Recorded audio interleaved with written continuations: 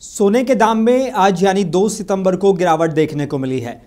India Boolean and jewellers association के मुताबिक आज सोना 69 रुपये गिरकर 1,04,424 रुपये प्रति 10 ग्राम पर आ गया है। इससे पहले सोना 1,04,493 रुपये पर था।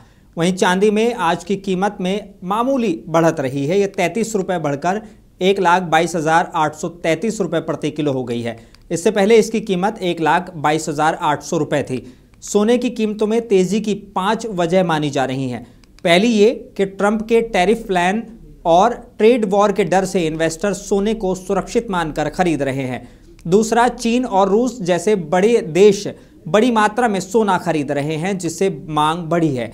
तीसरा, रूस यूक्रेन के बीच जंग खत्म नहीं होने से अस्थिरता है, जिसकी वजह से लोग सोने में निवेश बढ़ा रहे हैं। चौथा, इन्फ्लेशन के डर और फेडरल रिजर्व की कम ब्याज दरों से सोना और ज्यादा आकर्षक हो गया है।